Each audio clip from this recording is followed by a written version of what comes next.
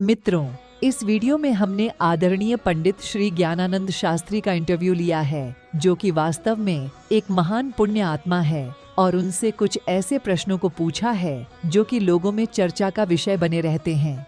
वैसे यह एक संक्षिप्त इंटरव्यू है, हमारे दिमाग में आया और हमने तुरंत ही ले लिया, इसीलिए वीडियो में बैकग्राउंड नॉइज भी आई है, जिसके लिए हम क्षमा चाहते हैं।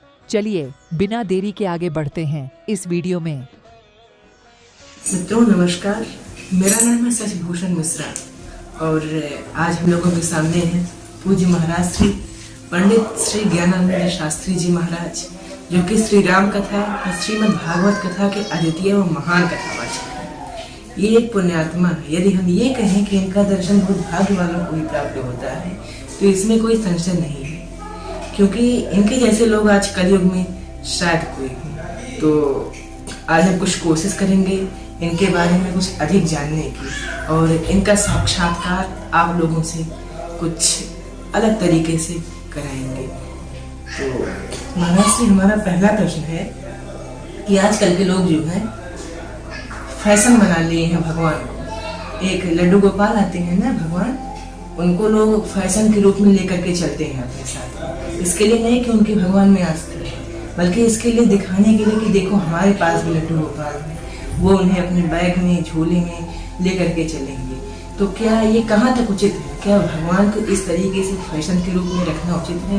वैसे उनकी प्राण प्रतिष्ठा भी नहीं करते हैं, और ऐसी भी मान्यताएं हैं कि बिना प्राण प्रतिष्ठा के यदि हम किसी मूर्ति की पूजा करते हैं अंगूठे की, संभवतः जहाँ तक कि मुझे पता है, तो उसमें दैत्य आकर के निवास करते हैं और पहले तो वो आपका विश्वास अपने ऊपर दृढ़ करवाएंगे। उसके बाद जब आपका उनके ऊपर विश्वास हो जाएगा तो आपकी उन्हीं शक्तियों का उपयोग, वो अपनी शक्तियों का उपयोग आपके ऊपर विपरीत तरीके से करेंगे। तो क्या ये जो फैशन प्रचलित है ये उचित है? पहले तो आप जो हम आपसे जुड़े हुए आपके चैनल के माध्यम से जितने भी धर्म प्रेमी बंधुजन हैं, सबको बहुत बहुत साधुवाद, धन्यवाद। और हम आपने प्रश्न किया है गोपाल जी के बारे में, पहले तो उनको नमन करते हैं। कृष्णाय वासुदेवाय देवकी नंदनाय च नंद गोप कुमाराय गोविंदाय नमो नमः। देखिए, होता भाव की बात। भगवान को रखना अच्छी बात है, हम रखते कैसे हैं, ध्यान उस पर देना है। पूजा में शुचिता का बहुत बड़ी आवश्यकता है, पवित्रता का। आप लेकर जाएं, ठीक है, आपकी आस्था का विषय है, लेकिन आप विचार करें कि कितनी पवित्रता में रख पाते हैं। आप मान लीजिए होटल में गए लेकर के, तो आप उनको टेबल पे रखेंगे ना। आप टेबल पे रखेंगे तो टेबल पर क्या क्या पड़ा, कैसे हुआ, ये उचित नहीं है। अच्छा, रही बात प्राण प्रतिष्ठा की, लड्डू गोपाल लेकर के आए, लोग पूजन करते हैं, उसमें थोड़ी सी नई बात हम बताएंगे। लड्डू गोपाल को लोग सुलाते हैं, खिलाते हैं, झूला झुलाते हैं, भोग लगाते हैं, ठीक है। मेरा मानना है कि आप जब लड्डू गोपाल को सजा के श्रृंगार करें तो एक बार आप उन्हें अपने सामने रख करके निहारें, खूब निहारें, खूब देखें, ईश्वर की छवि को अपने ध्यान में लाएं। हाँ, जैसे पहले हम लोग कैमरा से फोटो बनवाते थे तो एक नेगेटिव मिलती थी, उसमें क्या होता था कि आकृति साफ तो नहीं दिखती थी, लेकिन आकार दिखाई पड़ता था। तो जब हम अपने इष्ट को इसे निहारेंगे, किसी भी देवी देवता को, गोपाल जी हो, मैया जी हो, हनुमान जी हो, राम जी हो, उनको निहारें 10-15 मिनट तक। फिर किसी दिन ऐसा आएगा कि आप घंटों घंटों निहारेंगे, आपका मन ही नहीं भरेगा। फिर साथ में ले जाने की आवश्यकता है नहीं, फोटो खींच लेगी आपका नेत्र। जहां जाएंगे वो आपके साथ ही में रहेंगे। कहीं भी खाएंगे, आंख बंद करेंगे ना तो होगा कि गोपाल जी मेरे सामने हैं, मन में उनका ध्यान हो। लेकिन तब जब आप खींच लें, इसमें कैमरे जो है ना, ज्ञान और वैराग, ज्ञान वैराग नहीं तो ज्ञान वैराग नहीं हो जाएगी। उतनी आपके अंदर भक्ति भावना, उतनी शक्ति होनी चाहिए। हाँ, देखिए, कहने का मतलब मुझ में इतनी शक्ति है ही नहीं कि हम भक्त बने, लेकिन जब हम किसी के पीछे पड़े रहेंगे तो अपना बना लेते हैं। कृष्ण का नाम ही है जो हमारे आत्मा को आकर्षित कर ले, जो जीव को अपने तरफ आकर्षित कर ले, वही तो कृष्ण है। भगत के वश में है। हाँ, देखिए जो कृष्ण है, कृष्ण में नीचे री की मात्रा लगी है, री ऐसा टेढ़ा होता है, और देहात में लोग ऐसा टेढ़ा वाला एक चीज होता है ना, मछली फंसाने को कांटा बोलते हैं, कटिया। वो क्या करते हैं, कटिया को ऐसे री में लगा ना, कृष्ण में नीचे री लगा है, ऐसे कटिया होता है। जब तालाब में लोग मछली फंसाने जाते हैं तो आटा वाटा लगा के डाल देते हैं, फिर पानी से मछली बाहर आ जाती है। ऐसे संसार एक सागर है, हम जीव रूप में मछलियां हैं। जो कृष्ण है, अगर हम कृष्ण को निहारा करेंगे, देखा करेंगे, मुझ में इतनी सामर्थ्य ही नहीं है कि हम उनको पालें। ये तो उनकी कृपा है, उनका स्वभाव है, वो दीन उत्सल है, दीन बंध है, दीनानाथ है। हम अब भगवान अपने आप को क्या कहते हैं, माँ करहूं सदा निकील खुआरी जिम बालक राखे माता है। जैसे एक बच्चा अपने माँ को निहारता है, दौड़ता है, सब दौड़े उनके पास में, वो खुद उठाएंगे। एक बात और बताएं, हमारे राम राम जपने से, कृष्ण कृष्ण जपने से कृष्ण नहीं मिलेंगे। बच्चा बहुत चिल्लाता है ना, बहुत रोए, और जब तक माँ नहीं उठाएगी बच्चा रोता रहे, गोदी में जा पाएगा, नहीं जा पाएगा। तो हम बहुत राम राम जपेंगे, इससे नहीं होगा। हम उनको पाने के मन में चाह रखें, वो खुद हमें उठाते वही हैं। अगर हम उनके बन जाएं तो उनकी कृपा है, हमारे इसमें कोई नहीं है। क्योंकि सोई जाने जय देव जनाई, और जानत तो तुम ही हो जाए। तो भगवान को निहारे, बात है लड्डू गोपाल की, विषय अंतर ना होने पाए। लड्डू गोपाल आप रखे, उन्हें को आप निहारिएगा। जब आप निहारेंगे तो उन्हें साथ ले जाने की आवश्यकता नहीं होगी। और वो इतने सामर्थ्यवान, वो भूखे नहीं रहेंगे। आप जहाँ भोजन करेंगे वहीं से उनका ध्यान करके अर्पण करेंगे ना, वो आ जाएंगे, वहीं पे वो चले जाएंगे। आपकी भक्ति भावना से प्रेरित, बस वो भाव के भूख है। वस्तु क्या लाया है, व्यक्ति क्या लाया है, इससे मतलब नहीं, कैसे लाया है, भाव भी होता है। और सबसे अहम होती है पवित्रता। हाँ, पवित्रता। जैसे मान लीजिएगा हम आपसे प्रेम करते हैं, पवित्रता उसमें क्या, लोग कहते हैं कि भगवान भौतिक भाव होगा तभी तो हम पवित्रता करेंगे। आपको कोई रिश्तेदार आ जाए तो उससे आप गंदे जगह बिठाएंगे? कभी नहीं, कभी। जो सबसे बढ़िया जगह होगा वही बिठाएंगे, जो सबसे बढ़िया चीज होगा वही खिलाएंगे। तो जब आप अपने लौकिक संसारिक रिश्ते को आप इतना महत्व देते हैं, ये नारायण तो हर जन्म जन्म का रिश्ता है। इससे हम किसी भी योनि में जाएं, असली रिश्तेदार तो यही है हमारा। जी महाराज जी, बहुत बहुत धन्यवाद इस प्रश्न का जवाब देने के लिए। ये एक ऐसा प्रश्न था जिसको लेकर के सभी के मन में संशय चल रहा था। अब महाराज जी, हमारा अगला प्रश्न है कि ईश्वर को प्राप्त करने का सबसे सरल मार्ग क्या हो सकता है? जैसे सर्वे भवन्तु सुखिनः सर्वे सन्तु निरामयाः, हमें क्या करना चाहिए जब भी हम पूजा पाठ करें तो सबके कल्याण की भावना हमारे मन में होनी चाहिए। ऐसी भावना नहीं कि भगवान उनको मिटा दीजिए और हमारा बना लीजिए। तो आपके हिसाब से क्या मतलब, ईश्वर को पाने का उचित रास्ता क्या है? सबके कल्याण की भावना से ये संभव है? जिसको हम किसी के अहित के लिए कोई पूजा करें तो पूजा है ही नहीं, वो पूजा है ही नहीं। देखिए रामचरित मानस में 5 यज्ञ हुए हैं, 5 जगह पर। पहला एक महाराज दक्ष ने कराया था मानस में, बालकांड में। दूसरा यज्ञ महाराज दशरथ ने कराया। तीसरा यज्ञ हुआ विश्वामित्र जी का। चौथा यज्ञ हुआ महाराज जनक के धनुष यज्ञ। 5वां यज्ञ हुआ लंका में। सफल इसमें जो है 3 यज्ञ हुए हैं। दक्ष का एक सफल क्यों नहीं हुआ? यज्ञ किया जाता है संसार के कल्याण के लिए, और दक्ष ने जो यज्ञ किया था भगवान शिव को अपमानित करने के लिए। दक्ष नियम बोल सब करता है। कोई पूजा पाठ अगर किसी को हम अपमानित करने के लिए, अपने को श्रेष्ठ साबित करने के लिए अगर करते हैं तो पूर्ण नहीं है। या कोई यज्ञ किसी के विनाश के लिए, रावण यज्ञ क्यों कर रहा था? विष्णु ने कहा है नाथ करे रावण एक जागा, सिद्ध भय नहीं मरे अभागा। तो जो किसी के अहित के लिए जो पूजा पाठ अनुष्ठान करते हैं वो अनुष्ठान है नहीं, ईश्वर से स्वीकार नहीं करेगा। वास्तविकता में यज्ञ वही है जो सबके कल्याण की भावना, कल्याण के भावना के लिए होनी चाहिए, वही यज्ञ है। इसमें आपका कोई प्रश्न और था? जी महाराज जी,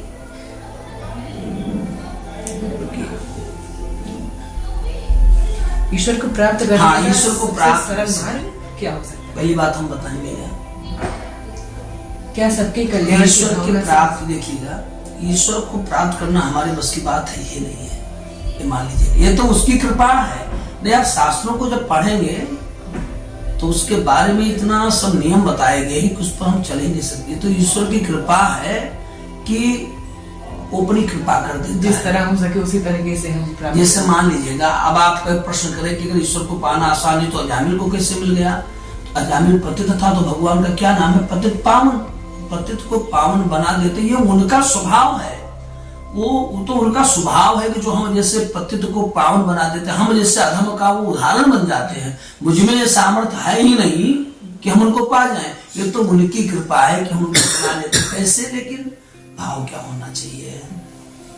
अपने मन में एक हमेशा भाव जगा के रखना चाहिए कि हम भगवान के हैं, हम भगवान के हैं, हम भगवान के हैं, हम हरि के हैं। ये भाव मन में अगर जगा रहेगा आपके मन में, निरंतर तो आपके अंदर प्रेम उत्पन्न होगा। इसका एक दूसरा मार्ग और है, छत पर जाना है तो हमें सीढ़ी पे चढ़ना पड़ेगा। ईश्वर प्राप्ति का पहला सीढ़ी है सत्पुरुषों का संगत करना, अच्छे पुरुषों का संग करना। हाँ, जैसे हम बताएं, संगत का इतना महत्व है। आपने देखा होगा एक बथुआ होता है ना, बथुआ लोग उसकी हाँ सावा खाते हैं। बथुआ अभी होली के बाद में, चैत्र नवरात्र के बाद में समाप्त हो जाएगा, फिर नहीं खेत में रहेगा। लेकिन आषाढ़ में, जेठ के तपती धूप में वो जलता भी नहीं है, और आषाढ़ सावन में जब किसान पलेवा कर देता है तो वो सड़ता भी नहीं है। लेकिन जैसे दीपावली बीतता है, अक्टूबर का महीना आता है, जैसे अपने आप जमना प्रारंभ हो जाता है। क्यों? सीजन आ गया, मौसम। ऐसे व्यक्ति के अंदर अच्छाई बुराई दोनों है। जैसा संगत किया, जो दुष्टता एक दुष्ट व्यक्ति के अंदर है, वही कमी एक संत में भी है, और जो अच्छाई एक संत में है, वही अच्छाई दुष्ट में। अंतर क्या है? जो दुष्ट है वो अपनी अच्छाई के कोठरी में ताला लगा करके बुराई पे चल रहा है, क्योंकि बुरा करने वाला भी जानता है कि ये बुरा है। और संत क्या है? अपनी बुराई की कोठरी पे ताला लगाया है और अच्छाई पे चल रहा है। तो ऐसे जैसे हम संगत करेंगे, उसी प्रकार के हम बन जाएंगे। इसलिए पहले नियम बताया गया कि अच्छे लोगों के हम साथ करें। जब अच्छे लोगों का हम संग करेंगे, जिससे अजामिल पापी था, उसके घर महात्मा आए, एक रात्रि के लिए रुके, बता दिया बेटे का नाम नारायण रख देना। नारायण नारायण करता रहा, अपने बच्चों को बुलाया, भगवान के दूत आ गए, उद्धार हो गया। तो पहला सीढ़ी हम अच्छे लोगों का संग करें। और कौन? संत के संग करें, सत्पुरुषों की। अब उनका संग करेंगे तो चर्चा क्या होगी? वहां पर भगवत चर्चा ही तो होगी। और जब भगवत चर्चा होगी तो भगवान के बारे में सुनेंगे, भगवान के बारे में जानेंगे, तो प्रेम होगा। जब किसी की बहुत बड़ाई सुन लो तो एक बार मिलने का मन तो कहता है ना कि एक बार मिल जाता होता है। जब गुण सुनेंगे, प्रशंसा सुनेंगे, तो मन में भाव आएगा कि मिलने। जाने बिन न होए प्रतीति, बिन प्रतीत होए नहीं प्रीति। प्रीत, भगवान से प्रीत हो जाए किसी भी तरीका। जहां लग साधन वेद बखानी, सब कर फल हर भगत भवानी। कोई भी नियम अपनाए, जितने साधन वेद ने बताया है, मैं बुराई नहीं करता हूँ, शास्त्रों ने सब भगवत प्राप्ति के मार्ग हैं। कोई तपस्या करके पाना चाहे पाले, यज्ञ करके, जप करके, तप करके, लेकिन उसमें जरूरी क्या है? प्रेम होना चाहिए। जैसे भोजन बनाए कोई कारीगर आकर के आपके यहाँ, कैटर्स, और बहुत बढ़िया मसाला आप दे दे उसे, और खूब नंबर एक कारीगर है, लेकिन अगर नमक डालना भूल गया तो सारी कारीगरी उसकी बेकार। तो चाहे भगवान को पाने के लिए हम यज्ञ करें, पूजा करें, पाठ करें, लेकिन अगर प्रेम नहीं हुआ तो कुछ भी नहीं। जैसे हम लड़की की शादी करें ना, बहुत बड़ा डेकोरेशन कराएं, घर को खूब सजाएं, खूब दहेज दें, लाखों आदमी को खिलाएं, लेकिन अगर दूल्हा दुल्हन में प्रेम नहीं हुआ तो सब में वही केवल बेकार रहेगा। प्रेम होना आवश्यक है, भगवान से प्रेम उत्पन्न हो जाए। जैसे कैसा प्रेम हो जाए? जैसे कि एक प्रदेश के प्रीतम की याद उसकी पत्नी घर के सारे काम काज करते हुए जैसे उसे मौका मिलता अपने पति में ही चित्त को लगा देती, पति प्रकाश दे। ठीक उसी प्रकार से हम घर के काम काज में रहते हुए भी अपने चित्त को गोविंद में जोड़ करके रखें, उनको हमेशा स्मरण करते रहें। यही साधन है भगवान को प्राप्त करने का सबसे सरल तरीका। प्रेम सबसे महत्वपूर्ण प्रेम। आप कैसे इस पर ध्यान मत दीजिएगा। अगर भाई आप मूर्ति लेके रखे तब तो आपको ध्यान, जब आप अपने इसमें रखेंगे तो आप खेत में रहे। वही मैं बताया कि आप लड्डू गोपाल अपने इष्ट को निहारें, आंख में आपको उनका स्वरूप छा जाए। प्रेम कैसे? मान लीजिए आपके नाना जी हैं, मान लीजिएगा कि नाना जी मर गए, लेकिन जब आप उनकी याद करेंगे तो आप छवि आ जाएगी। ऐसे भगवान को इतना निहारो, इतना प्रेम हो जाए कि जहाँ सोचो वही भगवान की छवि आ जाए। फिर आपने स्मरण करते रहिएगा, स्मरण करते रहिएगा। तो मोम सम है जिगर उन दया सिंध का, भरते भरते किसी दिन पिघल जाएगा, मिल जाएंगे। वो तो दया निधान है। हाँ जी महाराज, बहुत बहुत धन्यवाद। ऐसे ही ये 2-3 प्रश्न हैं जो कि लोगों के मन में काफी संशय के विषय बने रहते हैं। इन 2 प्रश्नों का धन्यवाद देने के लिए बहुत बहुत धन्यवाद आपका महाराज श्री। और अगला प्रश्न है कि आजकल की जो शिक्षा रह गई है वो शिक्षा भारतीय संस्कृति के अनुसार दिखाई नहीं दे रही है, क्योंकि आज बच्चों को शिक्षा दी जाती है उनके मतलब विद्यालय में ये नहीं बताया जाता, अगर वो शिक्षित हैं भी तो वो अपने से बड़ों को देखकर साइड हटते हैं कि ये बुढ़ा है, हम भाई इंग्लिश मीडियम में पढ़े लिखे हैं, हम इनका पैर नहीं छुएंगे, इनको प्रणाम नहीं करेंगे। तो महाराष्ट्र कहीं ना कहीं ये संस्कृति का पतन नहीं है। और एक दूसरा प्रश्न यह है कि क्या जीवन के निर्माण के लिए शिक्षा आवश्यक है? यदि आवश्यक है तो किस प्रकार से होनी चाहिए वो शिक्षा?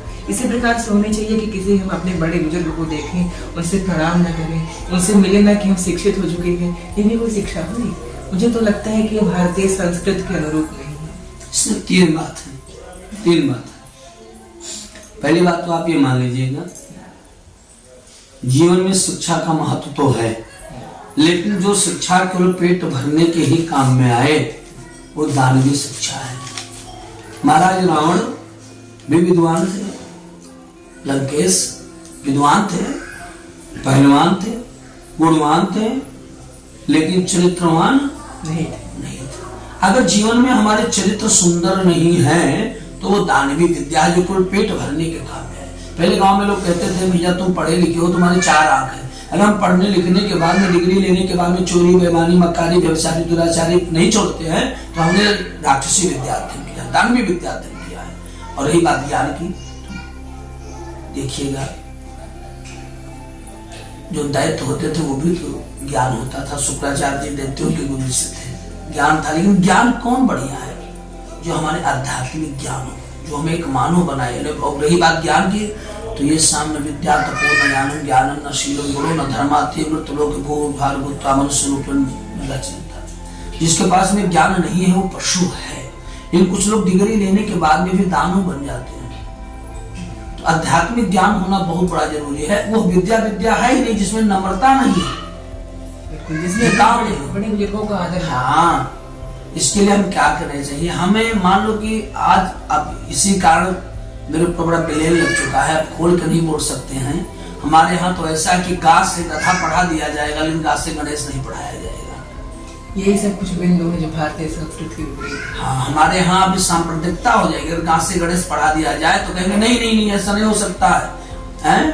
एक तो जातिवादिता हो रही है, सांप्रदायिकता हो रही है, लेकिन गाछ से गोबर पढ़ा दिया जाएगा, गाछ से गधा पढ़ा दिया जाएगा, लेकिन गाछ से गणेश नहीं पढ़ाया जाएगा। इसके लिए हमें क्या चाहिए कि अपने बच्चों को, मान लीजिएगा कि जमाना आ गया है, हमारा नहीं चल रहा है बाहर विद्यालय में, अपने घर पर उन्हें हमें रामचरितमानस का अध्ययन करने के लिए प्रेरित करना चाहिए। अगर मानस को जिसने पढ़ लिया अपने जीवन में, मैं मान लो राम नहीं बन पाया, लेकिन जिसने रामचरित्र को पढ़ लिया वो 14 साल के लिए बन भले ना जाए बाप के कहे से, लेकिन मैं दावा से कहता हूँ अपने माँ बाप को अनाथालय में तो नहीं भेजेगा। एक बार राम के चरित्र को पढ़ लिया तो। ये काफी अच्छा उत्तर है आपका, और इससे मन को बड़ी शांति मिली इसको सुन करके।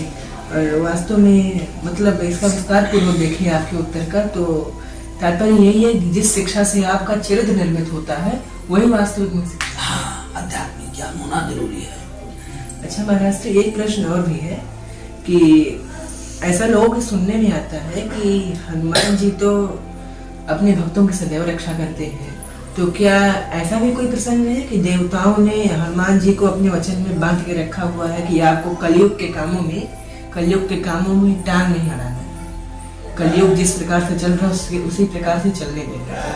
और इसका लोग उदाहरण क्या देते हैं, यदि हनुमान जी को वो लोग अपने बंधन में न बंध, देवता लोग अपने वचन के बंधन में, तो वो जो कुछ भी पाप हो रहा है कलयुग में वो हनुमान जी उसे होने नहीं देते, क्योंकि वो अपने उसी शरीर में इस धरती पर विद्यमान। इस विषय में क्या विचार है आपके? इसमें विचार हमारे ये हैं। पहली बात तो आप ये ध्यान लीजिएगा, हरि अनंत हरि कथा अनंता, कहा सुने बहुविध। कहने वाले तो ये भी कहते हैं कि देवी देवता है, ये नहीं कहने वाले।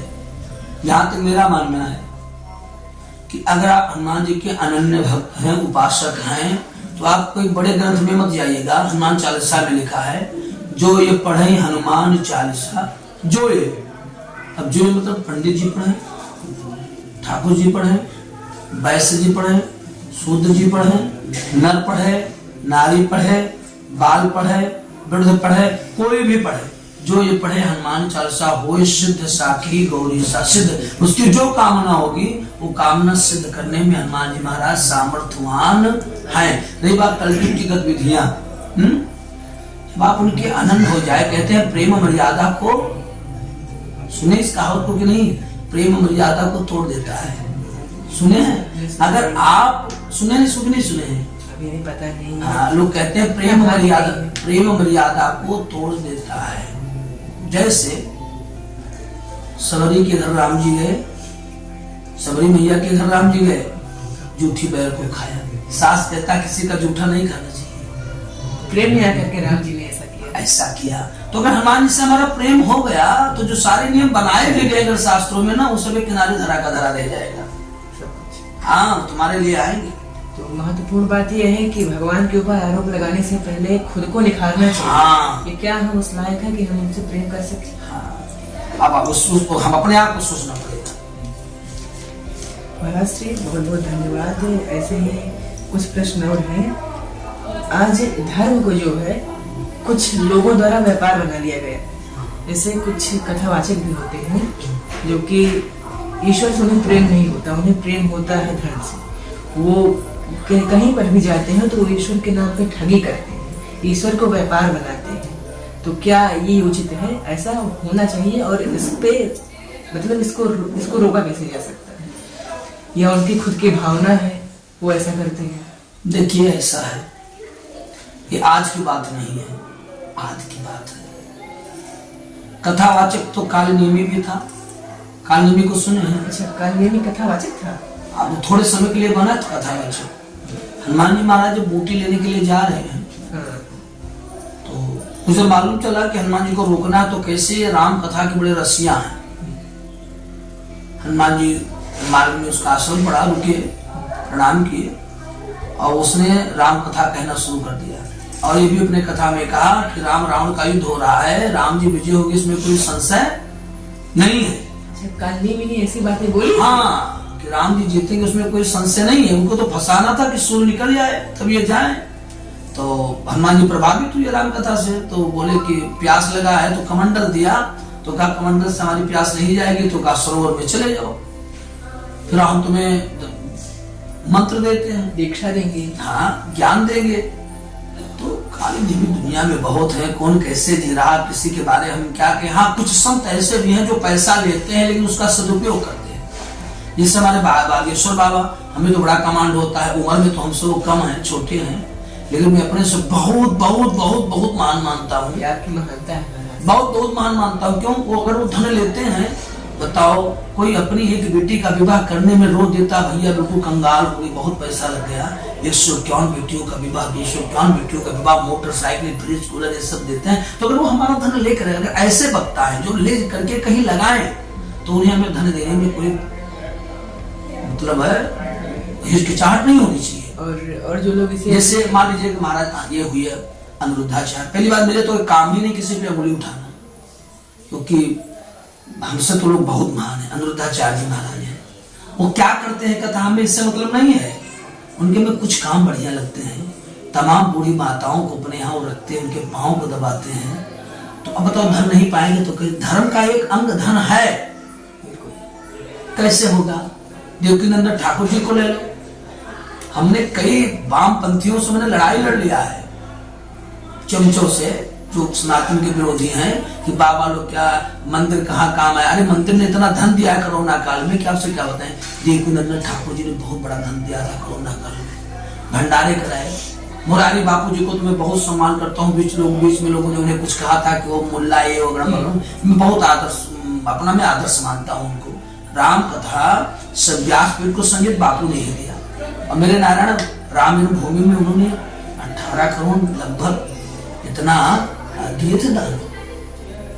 तो अच्छी जगह पे लगे। अच्छा, कुछ ऐसे होते हैं जो भाई व्यापार बना के रखे हैं। मेन ये है कि जो वो भगवान के मतलब भगवान की गाथा, अब ये है कि ये ना कहा जाए कि मैं इतना लूंगा तभी करूंगा, उसका दुरुपयोग करते हैं कि मैं इतना लूंगा। हाँ, कोई धन दे तो लेकर के जाइए, अच्छी जगह लगाइए। यही काम लोग बागेश्वर बाबा करते हैं और सब करते हैं। लेकिन अब ये बात नहीं कि इतना लेंगे तभी हम करेंगे कथा, ये भावना नहीं रखना चाहिए।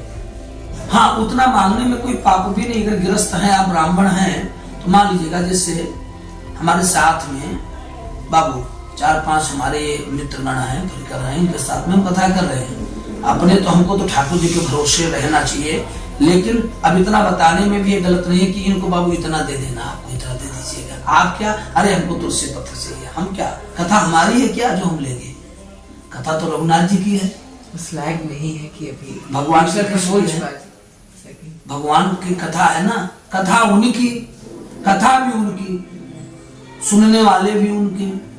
ये जो बोल रहा है बिट्टू पावर, कनेक्शन कट हो जाए तो बोल पाएगा, पावर भी उन्हीं का, तो किस बात को हम कहने वाले कितना रुपया लेंगे भाई? सब कुछ उन्हीं का है, तो मैं कौन बीच में होता हूँ? और रही बात, मैं तो उस व्यक्ति को बहुत धन्यवाद करता हूँ जो एक बार मुझे कथा कहने के लिए कह देता है। इसी बहाने ईश्वर की गाथा, हाँ, गाथा कहेंगे। उतना समय खाली रहते, खा के सो के बिता देते या प्रपंच करके, कम से कम उतना समय तो हम भगवान में लगे रहेंगे। तो मैं उस परिवार को बहुत बहुत धन्यवाद देता हूँ। जिसे रुक्मणी ने पत्र दिया पंडित सुदेव को, कहा कन्हैया जी को बात दे कराए, मैं एहसान मानूंगी। सुदेव पंडित ने कहा एहसान तो मैं मानूंगा आपका, जो आपके नाते मुझे आज दर्शन हुए कृष्ण के। तो मैं उस परिवार को बहुत बहुत धन्यवाद देता हूँ। महाराज श्री, आपकी सोच महान है और आज ऐसे लोग वास्तव में बहुत कम ही होते हैं कृष्ण में।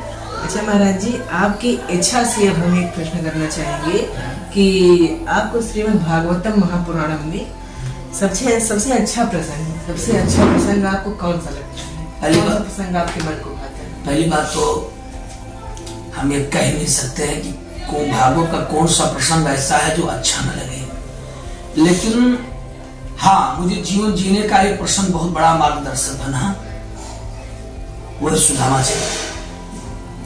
मुझे जीवन में बहुत झिझोड़ के रखा सुदामा चरित्र। और आज जो मेरे मन में एक वृत्ति आई कि हम किसी से धन नहीं लेंगे कथा कहने के लिए, कि इतना लेंगे, वो सुदामा चरित्र से मुझे आया। और जब भी मैं इस बात को याद करता हूँ तो मैं आग्रह हो जाता हूँ। मेरे मन में विचार आया एक बार कथा करते समय कि सुदामा जैसा ब्राह्मण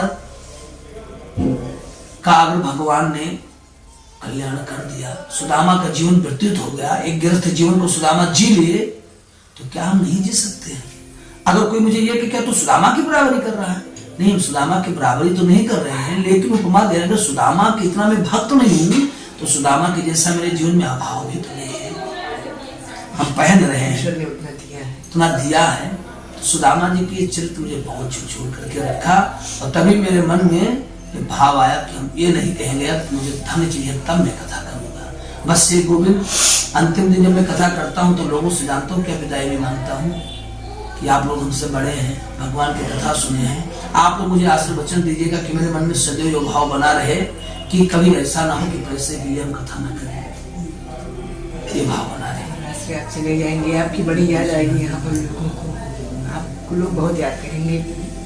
ये तो संसार चक्र है, विधाता की यही एक विधाता की एक लीला विशेष है कि मरना विछुड़ना, अगर व्यक्ति का विछुड़न ना हो तो उसे फिर दोबारा मिलने की चाहत कैसे बने, और कितना वो महत्वपूर्ण कैसे पता चले। गोपियों से जो भगवान रासलीला में अलग हो जाते हैं, छूट जाते हैं, बाद में जब मिलते हैं तो गोपियां टेढ़ी निगाहों से देखी तो भगवान ने कहा मैं इसीलिए छुप गया था कि तुम्हें पता तो चले कि कितनी आवश्यकता है हमारा आपके जीवन में, महत्व को समझ सके। हाँ, धन्यवाद महाराज श्री। ऐसे 2-3 प्रश्न थे जो कि लोगों के मन में संशय बना रहते थे। महाराज जी, हम आपके व्यक्तिगत जीवन से कुछ प्रश्न करना चाहेंगे कि महाराज श्री, आप अपने विषय में कुछ हमें बताएं और हमारे दर्शकों को भी बताएं, अपने विषय में, अपने जीवन के विषय में कुछ बातें। आप कहाँ से संबंधित हैं और जन्म आपका कब हुआ, ऐसी बातें, अपने परिचय, ऐसे परिचय मान लीजिए। हम अवध क्षेत्र के जनपद बलरामपुर में उतरोला तहसील के पास में एक छोटा सा गांव है इलरिया। हम सरजू पारायण ब्राह्मण हैं और दूबे परिवार से हम हैं। और हमारे पिताजी, हमारा जो परिवार था एक मध्यम वर्गीय परिवार था, मतलब एक मध्यम वर्गीय, मतलब मान लीजिएगा कि अपनी जीवन मतलब चल रहा है, ऐसा परिवार थे। ब्राह्मण होता ही कैसा है, हमेशा कहानियों में लिखा गया एक गरीब ब्राह्मण था। तो सदैव यही होता है। हाँ, तो 5 बहनें थी हमारी। जिस बहन के बाद में मेरा जन्म हुआ उनसे लगभग 8-9 साल की बड़ी थी। हमारे पिताजी को ये आशा ही नहीं थी कि अपने संतान मिलेंगे। फिर एक महात्मा जी उनको मिले अयोध्या यात्रा के समय, और उन्होंने खुद बताया हमारे पिताजी को कि आप पुत्र वियोग में दुखी हैं, और उन्होंने आदिदेव महादेव भगवान शिव की उपासना बताई। हमारे पिताजी ने उस उपासना को किया, और उसी उपासना के प्रभाव से उसी के पूर्ण से मान लिया जाए मेरा जन्म होता है, और उसी वर्ष में जन्म होता है।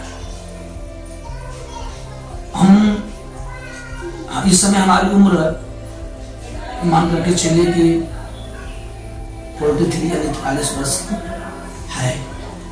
वैशाख शुक्ल सप्तमी को हमारा जन्म तिथि पड़ता है। और हम बचपन से ही मेरे मन में भगवत प्रेम था। कैसे था? हमारे एक दादाजी थे, उन्हें लोग साधु साधु कहते थे, ब्रह्मचर्य जीवन था उनका। और हमारे घर संतों का आवागमन बचपन से हुआ करता था। बहुत छोटे, जब से होश संभाले मैंने देखा कि महात्मा आया ही करते थे। फिर हमारे जो बड़े दादाजी थे वो हमको अपने साथ में ले जा करके संतों से मिलवाया करते थे। कभी इस कुटी पर ले जाना, कभी उस कुटी पर ले जाना, कभी उस कुटी पर ले जाना। धीरे धीरे हम बड़े हुए।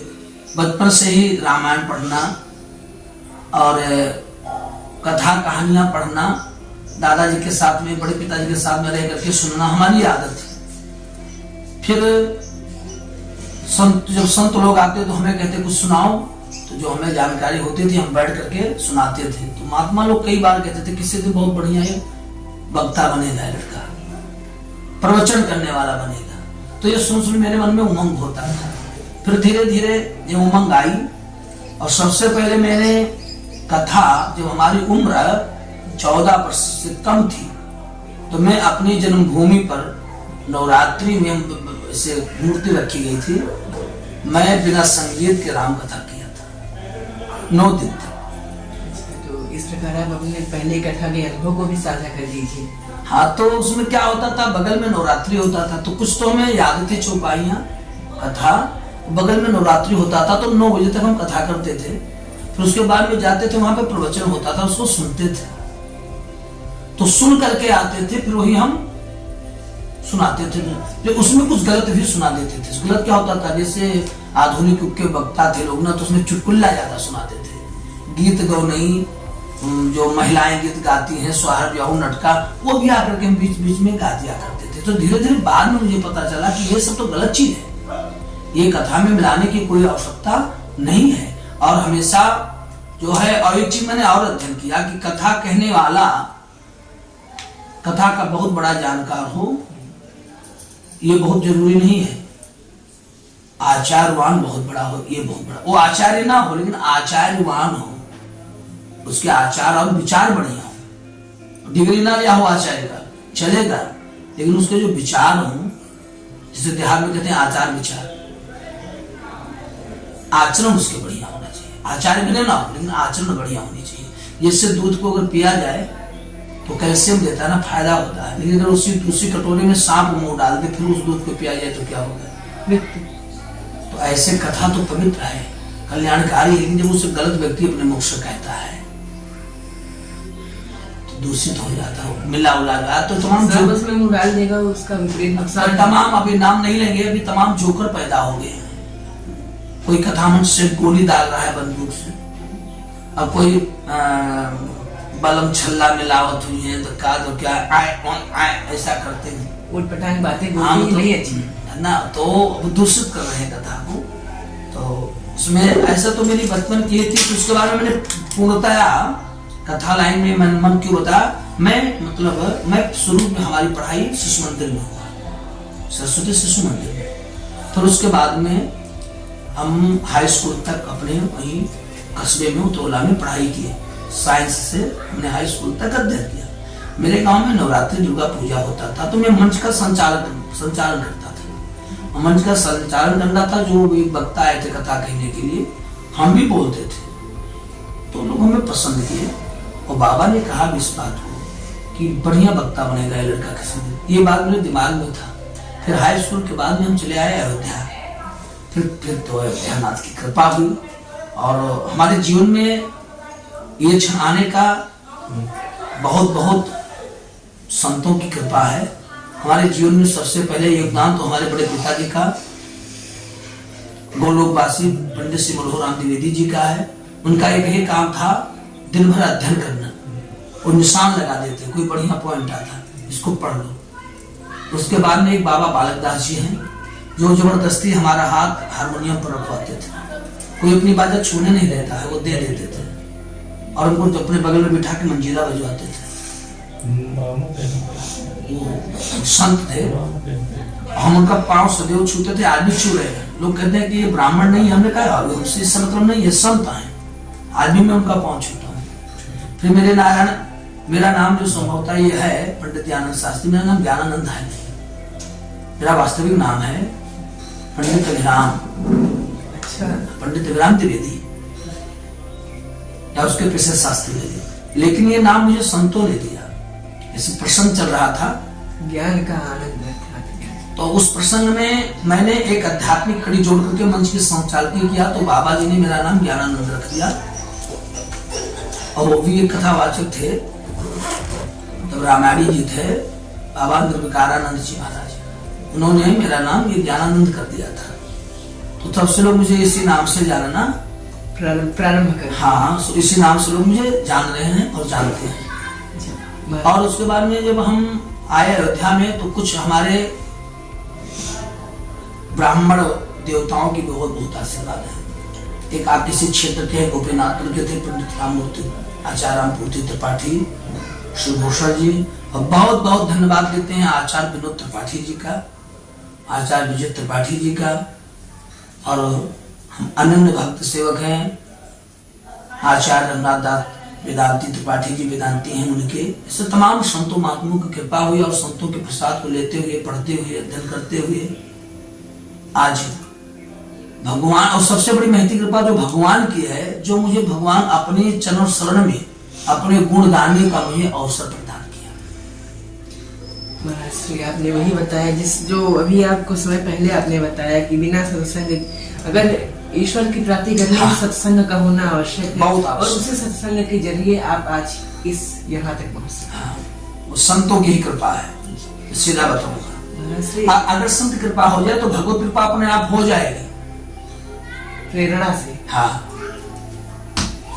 महाराज श्री, एक बात और है जो कि एक वामपंथी विचारधारा और रूढ़िवादी है कि काली माता भी बलि मानती है क्या, जो बेचारे जीवों को मारकर उन्हें, ऐसा भी कहीं होता है कि क्या वो माता हो सकती है जो एक बेजुबान जीव की हत्या चाहती है? क्या हमारे 18 पुराण, चार वेद, ये सब कुछ में क्या कहीं पर भी बलि का उल्लेख है? किसी बेजुबान जानवर को मारे तो ऐसा क्यों होता है? इस तरह आपके क्या विचार है महाराज, हम जानना चाहेंगे। देखिए, पहली बात तो माँ हो ही नहीं सकती जो अपने बच्चों की खून चाहे। मैं मानता हूं भगवती महाकाली ने रक्तपान किया है, रक्त बीज का। उनके सामने समस्या थी, उसके जितने खून के कतरे गिरते थे ना, उतने राक्षस पैदा हो जाते थे।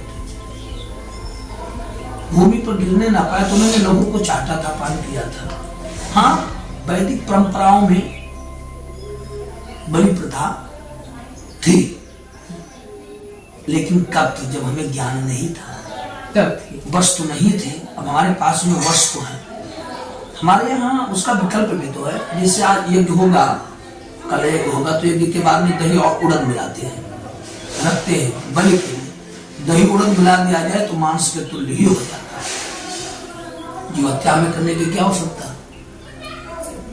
मतलब जीव हत्या सनातन में पाप है। ये कोई आवश्यकता नहीं है कि हम जीव की बलि दे तभी हमारा कर्मकांड पूरा होगा। उसके विकल्प है, कुष्मांडा बलि हो जाता है,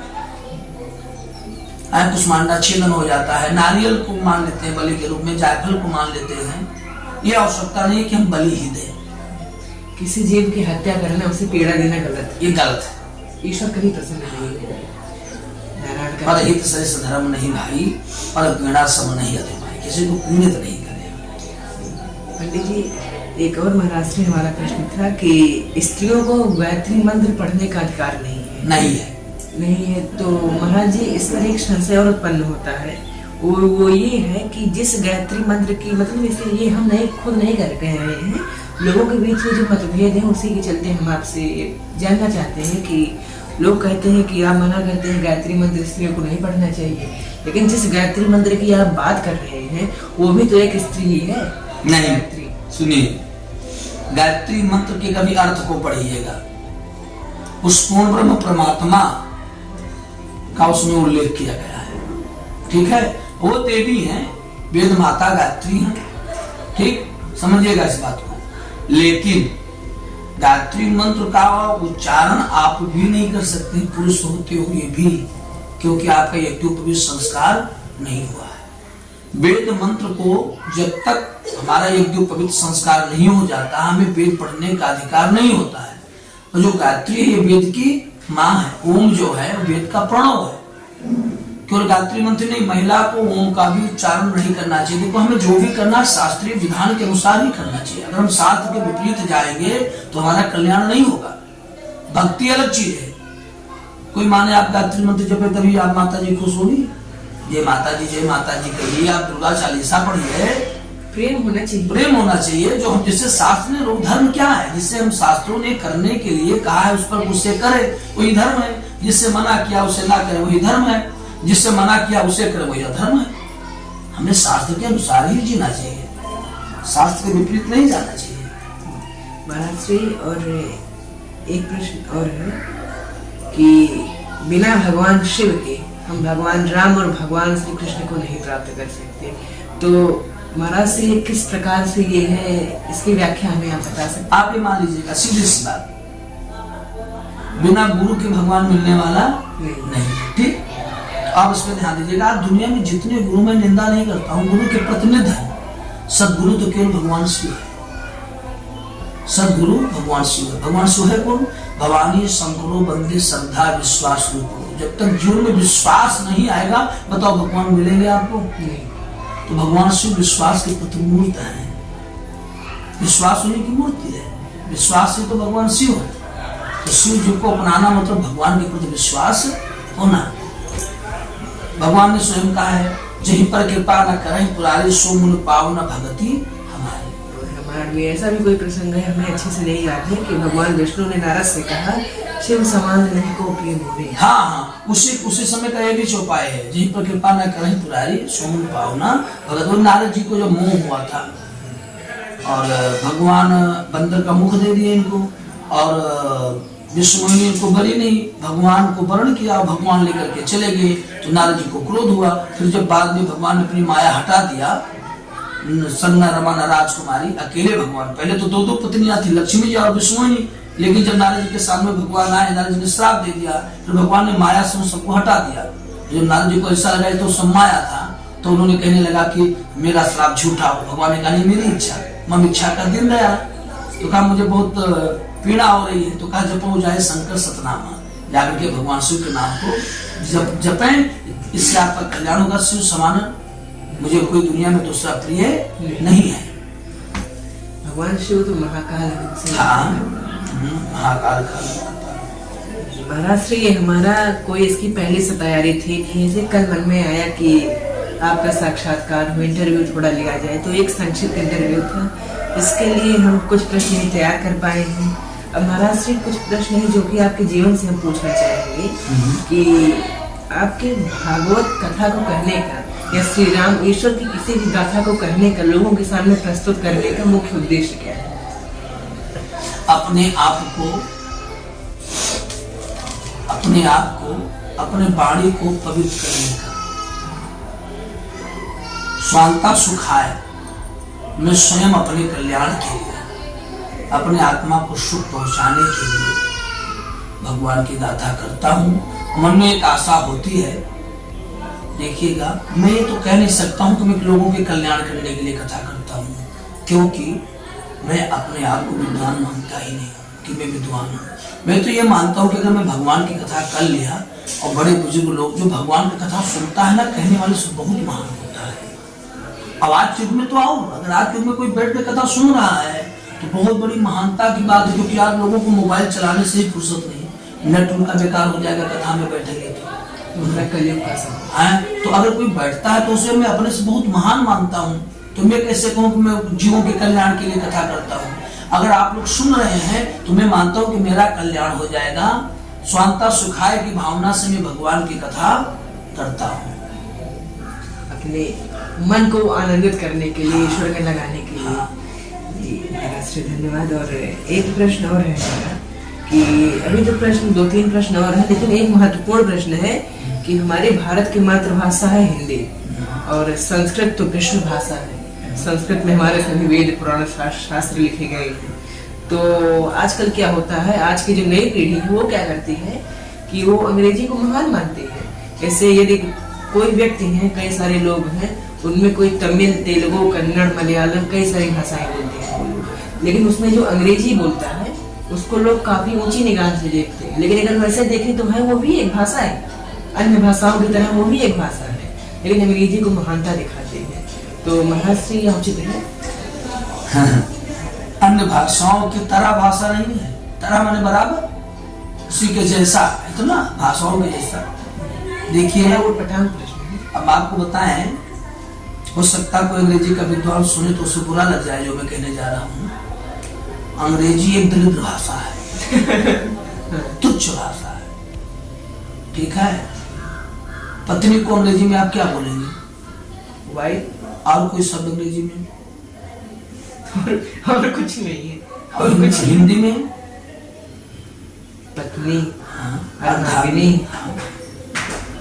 कई सारे शब्द हैं। अग्रहिणी, पर्यावाची, तमाम शब्द हैं। अर्धांगिनी है, प्रियात्मा है, प्रिया है, सुमुखी है, मतलब तमाम शब्द ऐसे हैं। और उसमें क्यों वही है, जैसे भी बोलना हुआ कि मम्मी मैं तुमसे प्यार करता हूँ, I love you mummy, I love you daddy, I love you, क्यों सबको यही से हमारे यहाँ मातृ स्नेह, पितृ स्नेह, भ्रातृ स्नेह अलग अलग है, ठीक है ना। वो गुरु भाषा है, इससे मधुरता नहीं इसमें अंग्रेजी भाषा में, लेकिन इतनी महत्वता है ना। कुछ जो विद्वान है, बुरा मत मानिएगा, जब कोई विद्वान व्यासपीठ पर बैठ करके जब अंग्रेजी का प्रयोग करता तो मुझे तो बहुत बुरा लग जाता है। कभी कभी बोलता है ना, अच्छा अब समाज के लोग जब कोई बाबा अंग्रेजी बोल दिया ना, एक दूसरे को देखेंगे, बाबा पढ़ा लिखा है, संस्कृत कितना बोले, चौपाई कितना बोले, नहीं कहते बड़ा विद्वान है, बाबा बहुत पढ़ा लिखा है। अंग्रेजी में एक भी डायलॉग बोल दिया तो वैसे देखा जाए संस्कृत इतनी कठिन है कि पसीने छूट जाएंगे अंग्रेजियों को अगर इसे पढ़ने के लिए कहें। भैया मैं आपको बताऊं, कोई अंग्रेजी अगर कोई संस्कृत पढ़ना चाहे, इतनी मधुर भाषा है ये, इतनी मधुर भाषा है, प्रत्येक शब्द में इतनी मधुर भाषा है कि लोग अंग्रेजी को भूल जाएंगे।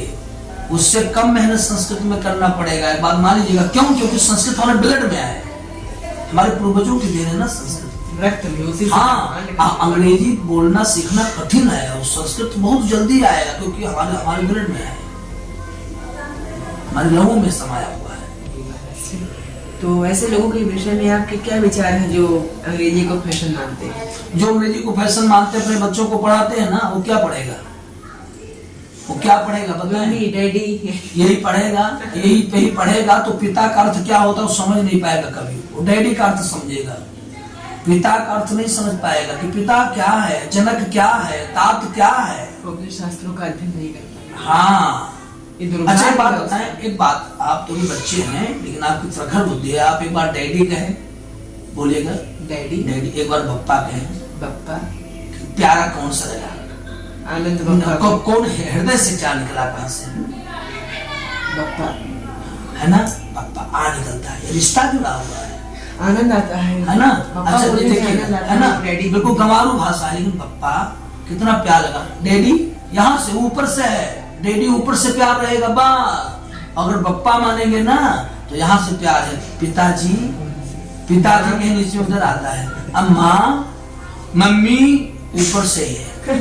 जहाँ मम्मी है वहाँ ऊपर से प्यार है, और जहाँ माता जी हैं, अम्मा है, वहाँ हृदय से प्यार है। आवाज से देखें तो इसका अनुभव होता है, आभास होता है। बहुत बहुत धन्यवाद महाराज जी। और कुछ प्रश्न और है जो हम आपसे जानना चाहेंगे कि क्या आपको लगता है कि भगवान का गुणगान करने से समाज का कल्याण होगा? यदि समाज का प्रत्येक व्यक्ति ईश्वर में लीन हो जाए और ईश्वर का गुणगान करे तो क्या उनका कल्याण होगा? आपको बताया भैया, जब भगवान की कथा बंद हो जाएगा, नहीं होगा तो जान तो क्या होगा। रामायण में रामचरितमानस में बाल कांड में लिखा है कि जब रावण का अत्याचार बढ़ा तो पहले उसने क्या काम किया? कथा पे रोक लगाई, कथा पर कथा पुराण सुने कहीं नहीं होने देता। क्या क्या मखहोम सराधा इनकर बाधा श्रवण सुने नहीं कहा ना, कहीं कथा प्रवचन नहीं होने देता था। और जब कथा प्रवचन बंद करा दिया तो जानते हो क्या हुआ? इधर मत ध्यान दीजिएगा, सब अपने अपने में मस्त हैं। और जब इस पर बंद करा दिया तो जानते हो क्या हुआ? बाढ़े खल बहु चोर जुआरा, ये लंपट परधन द्वारा। अगर कथा नहीं होगा तो चोर हो जाएंगे समाज में, बाढ़े खल बहु चोर जुआरी हो जाएंगे, शराबी हो। कथा ही तुम्हें एक सही दिशा दिखाती है, मार्गदर्शन करती है, जीवन जीने की हमें एक मार्गदर्शन करती है कि हम कैसे जिए। वो कथा जब नहीं होगा तो लोग बिगड़ते चले जाएंगे। बिल्कुल। एक बात मैं निवेदन करूंगा आपके चैनल के माध्यम से, कथा कहीं भी सुनने जाएं, आपको 3 घंटा ना बैठने के समय हो, 1 घंटा के लिए जाए, लेकिन जब तक वहां पर जाए तो कृपया मोबाइल को स्विच ऑफ कर लिया करें या साइलेंट। वहां भी लोग नेट चलाया करते हैं। ये बहुत बड़ी पीड़ा, हमें बहुत बड़ी पीड़ा होती, कह नहीं पाते। और आप कथा कराए ही ना, जो कथा के आयोजक है उनसे भी कहना चाहूंगा कि आप कथा मत कराइए, और कथा कराइए तो कोई आए ना आए, आप सब परिवार के आगे बैठो। जब तुम नहीं सुनोगे तो और कौन? तो वक्ता का मनोबल बहुत टूट जाता है जब घर के परिवार नहीं बैठते हैं। और सबसे बड़ी बात है, कथा अगर व्यासपीठ पे बैठकर व्यास जी कह रहे हैं तो उसमें आपको अक्ताना मतलब जल्दबाजी नहीं। ठीक है, आप नहीं बैठ सकते हैं, जब तक बैठे केवल भगवान के ऊपर बैठे। मैं देखता हूँ लोग पंचायत करने लगते, शर्म नहीं आती है कि सामने व्यासपीठ पर अभी एक डीएम आ जाए, कथा कराने वाला भी भगवान से नहीं डरता है। अभी डीएम आ जाए, कोई अधिकारी आ जाए, उसके सामने बोलेंगे? बताइए, बोल पाएंगे? सामने से निकल के जा पाएंगे? भगवान विराजमान है, क्यों पैसा बर्बाद करते हैं लोग? भगवान विराजमान, परिवार इकट्ठा भी बैठ पा रहा है। तमाम लोगों के हमें देखता हूँ, कहता हूँ इकट्ठा बैठते नहीं है। हमसे कुछ सुनो, राम को रावण नहीं कहेगा। जैसे आप किसी पार्टी के हैं, मान लो भाजपा के सदस्य हैं, और कहीं भाजपा की मीटिंग हुई, कोई भाषण देने के लिए आया, अब आप बताइएगा, चाहे आपका दुश्मन ही भाषण दे, लेकिन आपको पार्टी के नाते तो सुनना पड़ेगा ना बैठकर। तो अगर आप भगवान के हैं तो कोई भगवान का गुण गा रहा है तो हाँ बैठने का प्रयास करो। बैठने का आपका कल्याण। हाँ, तो धन खर्च करने से क्या फायदा होगा? बैठिएगा, सुनिएगा बैठ करके। जो भी कथा में आए भैया मोबाइल को कुछ समय के लिए छोड़ दे, नेट चलाया करते हैं, बैठते हैं वहां पर बातचीत किया करते हैं। और कुछ समय के लिए, ये बताओ 2 घंटा के लिए तुम अपनी व्यसन नहीं छोड़ सकते हो तो तुम अपने जीवन कैसे बदल पाओगे? 2 घंटा कथा में बैठते हैं, बिना बीड़ी के नहीं चलता है, उठ के जाएंगे, गुटखा बिना खाए नहीं चलता, गुटखा खाने जाएंगे। क्या असर हुआ? तुम नौटंकी देखने आए हो, कथा सुनने के लिए नहीं है, भगवत कृपा के लिए नहीं है, इस योग्य हम हो ही नहीं। कुछ समय के लिए आप कुछ प्रयास करो, कुछ त्याग करके बैठो। ये काम करोगे, भगवान में 1 भी रुपया नहीं दूंगा, 2 घंटा के लिए मैं अपनी अमल आपको दे रहा हूँ, बुराई भगवान को अर्पण कर दो, उसका भक्षण कर लेके तुम्हारा कल्याण हो जाएगा। और ये अर्पण कर दिया। अरे ये तो यहाँ है, अभी हम ये कथा करके आए, जानते हो क्या हुआ? वहां पे तो चाय पिलाने के बाद में गुटखा भी बंट रहा था। हमने कहा लो बात कथा में गुटखा भी बांट रहे थे। हमने कहा बताओ क्या बताएं, क्या आडंबर है, ऐसे ही शुद्ध पसंद होगा। बुराई से बचाने की बात होती है, होता है। महाराज श्री, एक बड़ा ही गूढ़ और प्रचलित प्रश्न है कि हमने आपके भाषणों में भारतीय संविधान की चर्चा देखी है। भारतीय संविधान को आप बोलते हैं, तो कुछ उदाहरण देंगे कि किस कारण से आप भारतीय संविधान को ऐसा बोलते हैं? उसके बारे में हम और हमारे दर्शक जानना चाहते हैं। बड़ा देखिएगा, है तो बड़ा जटिल प्रश्न आपका, और हर कोई इससे कतराएगा, लेकिन मैं बताऊंगा। मैं डरता नहीं हूं, क्योंकि किसी के कारण से हमारे ऊपर लागू तो नहीं हो पाया, FIR भी हुआ, हाँ, लेकिन लागू नहीं हो पाया। और आपको मालूम होगा तो आपको पता भी होगा कि मेरा एक चैनल भी, वही ये भी हमारा एक प्रश्न था, जो जिसका उत्तर आप इसी में देने जा रहे हैं। हाँ। कि हमने सुना है कि आपकी YouTube चैनल को भी प्रतिबंधित कर दिया गया है, और उसका कारण क्या है कि ये कुछ वामपंथियों द्वारा आपके चैनल पर रिपोर्ट किया गया। हाँ। तो YouTube चैनल और भारतीय संविधान इन सभी को समेट कर आप विस्तार पूर्वक हमें बताएंगे तो काफी प्रसन्नता होगी और ज्ञान होगा। जैसे देश तो है संविधान से चल ही रहा है, ठीक है। एक छोटा सा हम एग्जाम्पल देंगे, क्षमा करें मैं बुराई नहीं कर रहा हूँ, लेकिन तर्क करने का अधिकार हर भारतीय को है। तर्क करने का अधिकार हर भारतीय को है और हर भारतीय स्वतंत्र है, बोल सकता है। अगर आप हमसे प्रश्न कर सकते हैं तो मैं भी आपसे प्रश्न कर सकता हूँ, ऐसा है बात नहीं है? बिल्कुल है। तो मान लीजिएगा बात इस पर यह हुआ कि जैसे मान लो मानस में गोस्वामी जी ने लिख दिया कि भाई भ्रष्ट चल फूट की यारी जीव स्वतंत्र है बिगड़े नारी, ठीक। नारी को अगर स्वतंत्रता दे दिया जाए तो बिगड़ जाएंगे, हमारा मानस कहता है। लोग इस पर कहते हैं कि मानस पर नहीं चलेगा, तुलसीदास दुबे के लिखे हुए ऐसे जब कोई उंगली उठा के बात करता तो पीड़ा होती है, बहुत पीड़ा होती है। उन पर नहीं चलेगा, नारी को स्वतंत्रता दी जाए। ए बाबू पहले ध्यान दीजिएगा गोस्वामी जी ने क्यों ऐसा लिखा। आप सुने होंगे कांड ऐसे हुए हैं कि परिवार के साथ में गाड़ी जा रही है और उसमें बैठे हुए हैं, परिवार के लोग बैठे हैं, महिला बैठी है और गाड़ी रोक करके महिला का रेप हो जाता है हाईवे पर। ऐसा होता है हाईवे पर। तो जब आज परिवार के साथ में महिला सुरक्षित नहीं है, तुम्हारे से देश तो जहाँ देश तुम्हारा संविधान से चल रहा है सुरक्षित नहीं है, लोग पाप करने से नहीं डरते हैं। तो ऐसे में अगर गोस्वामी जी ने यह लिख दिया कि स्त्री को छूट नहीं देना चाहिए तो गलत क्या किया? बिल्कुल सही है। इसलिए मैंने यहाँ पर कहा कि मैं इस बात को नहीं मानता हूँ कि नारी को स्वतंत्रता दिया जाए। महाराज जी आपकी बातें बिल्कुल सत्य लग रही हैं। और दूसरी बात मैं बताऊं, हमारे शास्त्रों में लिखा है कि सागोत्रीय विवाह नहीं करना चाहिए, सागोत्रीय विवाह नहीं करना चाहिए, एक ही गोत्र से। हाँ। और आज का कानून छूट देकर रखा है कि अगर बिटिया अगर 20 साल की हो गई तो स्वतंत्र है, किसी से ब्याह कर सकती है, चाहे चाचा का लड़का ही क्यों ना हो। जानते इस कानून को नहीं? सुना है? इसे पता है, और ये बड़ा ही गलत कानून है जिसे सुनकर बहुत ही दुख। आपने भी कह दिया यही बात, आपका भी ना चैनल बंद हो जाए, आपका भी ना चैनल बंद हो जाए। लेकिन ये तो सत्यता है महाराज जी। मैंने इसी पर मैं बोलता हूँ कि कम से कम जो कोर्ट मैरिज करने के लिए जाए, एक बार आप विचार कीजिएगा, एक बाप कितने नाजों से अपने लड़की को पालता है, खिला के पिला करके उसे युवा करता है। जो 18 साल से प्यार दे रहा है उसको बिटिया भूल जाती है तो चौंक के उसमें आकर के, अरे वो तुमसे प्यार कहाँ, जो तुम्हें समाज में बदनामी करा है तुम्हारा वो प्रेमी कहाँ हो सकता? प्रेमी तो वो उसे कहते हैं जो अपने ऊपर आक्षेप ले लेकिन अपने प्रेमिका के ऊपर आक्षेप ना ले दे। प्रेम तो वो है, हृदयवान्वित प्रेम होता है, वो तुम्हारे शरीर से खिल जाता है और तुम भाग जाती हो 18 साल के प्यार को ठुकरा कर, माता पिता के प्यार को ठोकर मार करके। उस बाप से पूछो जो 6 महीना अपने घर से नहीं निकल पाता है समाज के भय के कारण, और जब निकलता तो सब नीचे करके निकलता है। आज का यही किताब जो दुनिया का सबसे बढ़िया किताब है ना, वही छूट दे करके लड़का है तो उसे सुरक्षा दी जाएगी कि अदर जात से विवाह किया है, इसे धन दिया जाएगा। अब कितना बढ़िया है बाप, ये समझो हम क्या बताएं। इतना बेकार कानून आपने तो हमारे मन को, हमने कभी इतने अध्ययनता से इतने गूढ़ता से इसे सोचा नहीं था, लेकिन अब दिमाग में आ रहा है कि मतलब परिवार वाले उस बाप से भी तो सोचिए, उससे कितनी पीड़ा होती है उस बाप को। माँ बाप पाल पोस कर। हाँ, आप ठीक है, आप अंतरकास्ट विवाह की छूट दें, ठीक है, लेकिन कहा ये बताएं कि आप अपने माँ बाप को लाओ, उनकी अनुमति हो, आशीर्वाद दो माता पिता, प्रत्येक चीज के लिए होता है। और मैं आपको बताऊं दूसरा कि मैं क्यों बोला, ठीक है देश संविधान से चले, जब मेरे यहाँ शास्त्र चलता था ना, शास्त्र के अनुसार जब देश चलता था तो लोगों को एक भय होता था कि हमें बिरादरी से अलग कर दिया जाएगा, पाप है, हम नरक में चले जाएंगे, लोग डरते थे। अब क्या है जानते हो, अब व्यक्ति में डर नहीं है। हमारे यहाँ नारी के बारे में लिखा गया, इन्हें को दृष्ट विलोके जोई ताई बदे कछु पाप ना होई, तुरंत मार दो इन्हें।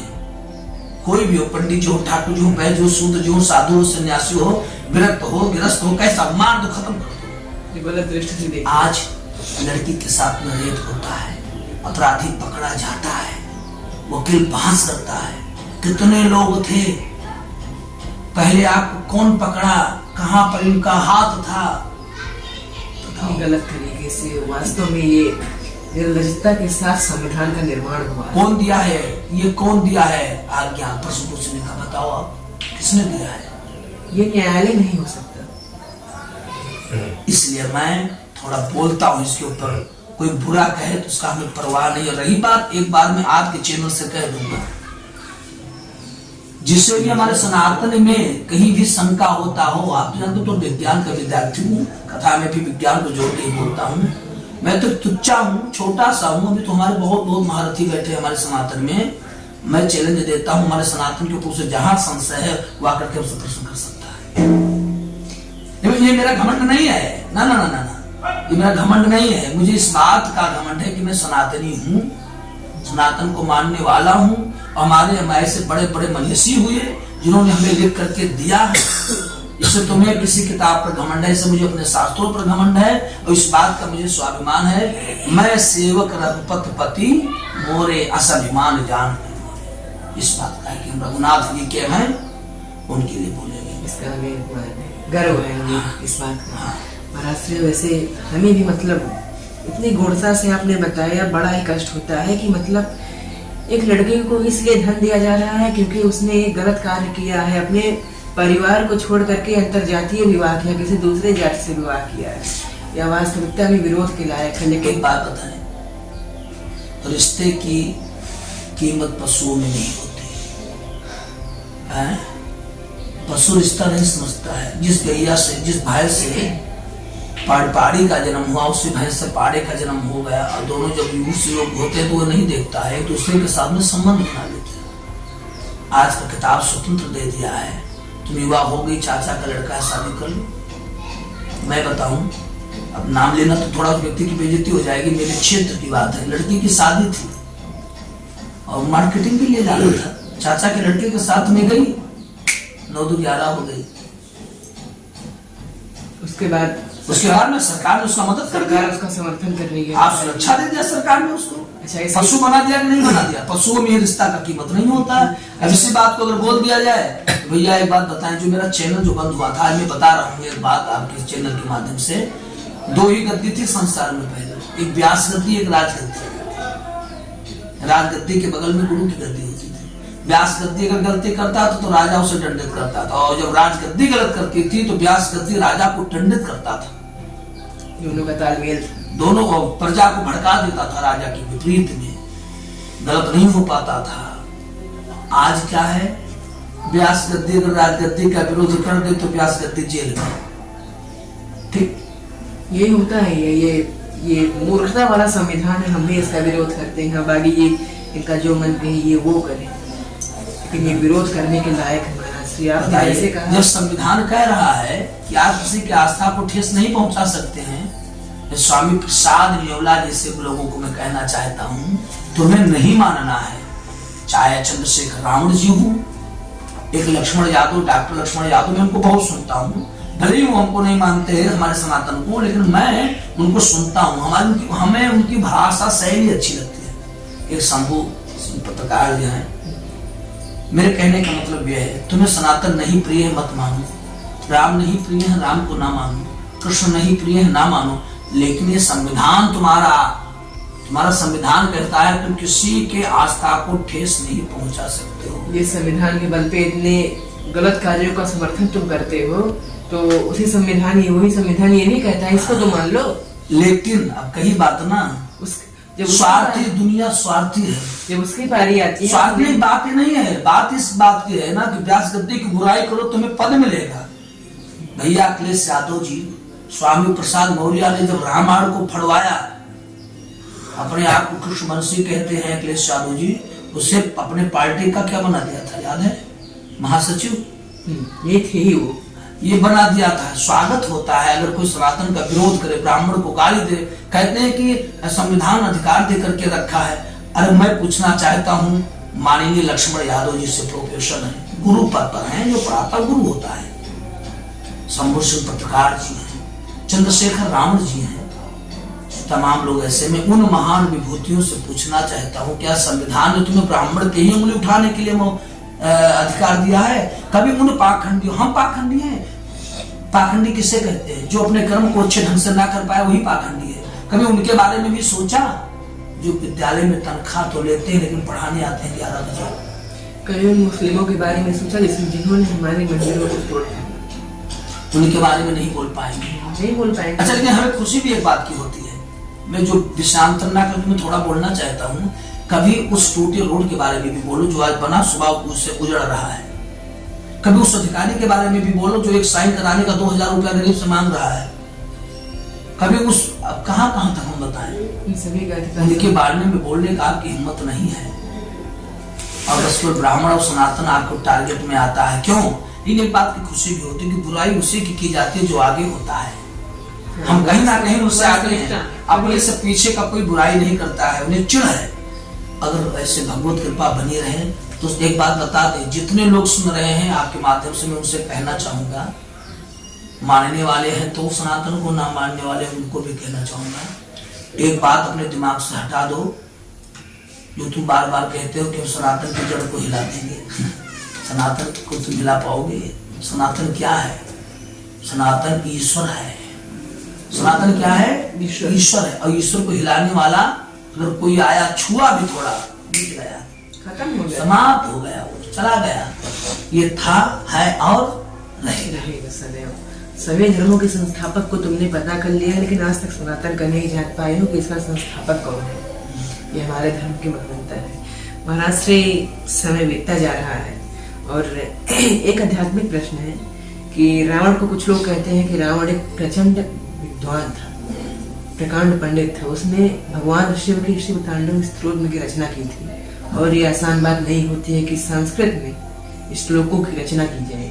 और महाराज श्री और उसे कई लोग राक्षस भी कहते हैं, और कहीं पर भी ये भी मिलता है कि रावण ने जानबूझकर भगवान श्री राम से वैर किया ताकि उसका उद्धार हो। कई सारी कहानियां हैं, और ये भी सत्य आपने कुछ देर पहले कहा, हरि अनंत हरि कथा अनंत।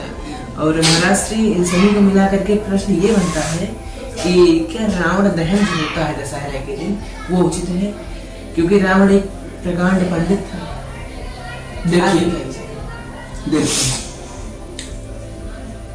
पहली बात तो हमने कभी रावण को रावण केवल नहीं कहा। रावण जी, अभी पूर्व में वीडियो देखेंगे तो मैंने कहा रावण जी कहते हैं। आज राम कथा हम लोगों के लिए जीने का मार्गदर्शन है। लेकिन आप बैटरी देखें, बैटरी होती थी बल्ब जलाने के लिए, तो घर में होती है, ट्रैक्टर में भी होती, गाड़ी में, तो बैटरी में 2 खोटी आती है, चिमटी लगाने में 2 खोटी, प्लस और माइनस 2 फेस होता है, तब प्रकाश होता है। तो अगर राम जी हमारे लिए प्लस खोती हैं तो रावण जी हमारे लिए माइनस खोती हैं। अगर रावण को हटा दिया जाए राम कथा से तो क्या है? कुछ नहीं है। राम भगवान अयोध्या में राज किए। जिस समय कथा करने के लिए आया, अकेले आता तो जो संगीत का सुर आप आनंदित ले रहे हैं ये हो पाता? नहीं, संभव नहीं, आनंद नहीं आता। संगीत की धुन अलग है ना। तो जैसे आपको लीला कराना है तो केवल स्वामी जी अकेले थोड़ा आएंगे लीला करने, उनके साथ उनके पूरे परिकर तो आएंगे ना। तो जब राम जी लीला करने के लिए आए अपने भक्तों को सुख देने के लिए, तो अपने परिकरों को भी लेकर के आए। रावण था कौन? जय और विजय, द्वारपाल हर के प्रिय लोग, जय और विजय जान सबको। जब मृतलोक पे अपने भक्तों को सुख देने के लिए आते हैं तो अपने परिकरों को ले आते हैं। किसी को रावण बना के लाते हैं, किसी को रावण बना करके लाते हैं। रावण जी प्रकांड विद्वान थे, लेकिन चरित्रवान। उन्होंने अपनी विद्वता को अपने जीवन में उतारा नहीं। आप उस सब मिला करके ये मान लो, आज भी बहुत कथा हो रही है लेकिन दुनिया सुधरती क्यों नहीं? उसका कारण एक है, उसे अपने जीवन में धारण नहीं करती। आप बता रहे हैं उसका। बहुत उपदेश होता है, बहुत उपदेश होते हैं, सुधरती है नहीं दुनिया, क्योंकि हमें कहना तो आता है मगर करना नहीं आता है। ग्रंथ पढ़ ज्ञान पा लेना आसान है, पर निजानंद पाना बड़ी बात है। बन के विद्वान विद्या के अभिमान में अपना मत तो चलाना संभव नहीं, पर पूरी संयम सहित धर्म के मार्ग पर खुद को चलाना बड़ी बात है। मतलब कि जो हमारे ग्रंथ है वो केवल इसीलिए लिखे गए हैं कि मानव उसे अपने जीवन में धारण करे, इसके लिए नहीं कि उसे पढ़ते हैं आप, इससे कोई फायदा नहीं है, उसे अपने जीवन में धारण किया जाना चाहिए। महाराज श्री यदि एक आखिरी प्रश्न आपसे हम पूछना चाहेंगे, तो उसका उत्तर आप हमें बताइए कि आप अपने आप को सनातन धर्म के प्रचार में आप अपने आप को कितना सफल मानते हैं? एक सनातन धर्म प्रचारक के रूप में, उसके प्रचार प्रसार के रूप में आप अपने आप को कितना सफल मानते हैं? नर्सरी इसमें जब पढ़ने के लिए जाते थे हम लोगों के जमाने में होता था शिशु, फिर प्रथमा द्वितीया। अब कहाँ से शुरू होता है? ये केजी, यूकेजी, एलकेजी क्या बोलते हैं पहले? नर्सरी, एलकेजी, यूकेजी, ऐसे ही कुछ होता है। पहले नर्सरी। तो जो विद्यालय का प्रारंभिक शुरुआती क्लास होता है, मैं वहीं पर हूँ। मान लीजिए सिंधु का एक बिंदु, महाराष्ट्र, ये तो आपकी महानता है। अभी बात वही सिंधु के बिंदु हैं। और सनातन रूपी विद्यालय के लिए हम प्रारंभिक शिक्षा का जो शिशु होता है अभी वो है, ये तो आपकी महानता है। सीख रहे हैं, अभी तो सीख रहे हैं। ईश्वर का आशीर्वाद आपके ऊपर ऐसे ही सदैव बना रहे महाराज श्री। आपके जैसे महान लोग वास्तविकता में बहुत कम ही होते हैं, और ये इन दर्शकों का भी सौभाग्य है कि उन्हें आप जैसे पुण्यात्मा का दर्शन करने का भाग्य प्राप्त हुआ। हम चाहेंगे कि आप इन दर्शकों के ऊपर अपना आशीर्वाद सदैव बना करके रखें। जितने भी दर्शक इस लाइव से जुड़े हुए हैं, सबको प्रेम से सादर जय श्री सीताराम, आपका मंगल हो। और जो सभी दर्शक महोदय से एक निवेदन करेंगे, हम पूरा दिन आप कुछ भी कीजिएगा, कहीं भी रहिएगा, लेकिन जब शाम को आप लेटें, सोने के लिए जाएं, तो तुरंत आपको नींद नहीं आएगी। जितना समय आपको नींद ना आए उतने समय आप भगवान के नाम का स्मरण करें। ना नाम जब पाए तो एक काम करें, पूरे दिन की अपने क्रियाकलाप को याद करें, विचार के आज मैंने कितना बेईमानी किया, कितना धूर्तई किया, कितना गलत किया, अपनी गलती को स्वीकार कर लिए, भी भक्ति है। इससे आभास होगा आप लोगों को कि आपका जीवन कितना सफल है, कितने अच्छे से आप उसे व्यतीत कर रहे हैं। जी, तो देखिए, हमने आज जाना महाराज श्री से उनके कुछ जीवन के बारे में और कुछ अन्य विषयों के बारे में जो कि हम लोगों के मन में संशय का विषय रहते हैं। बहुत बहुत धन्यवाद। बहुत बहुत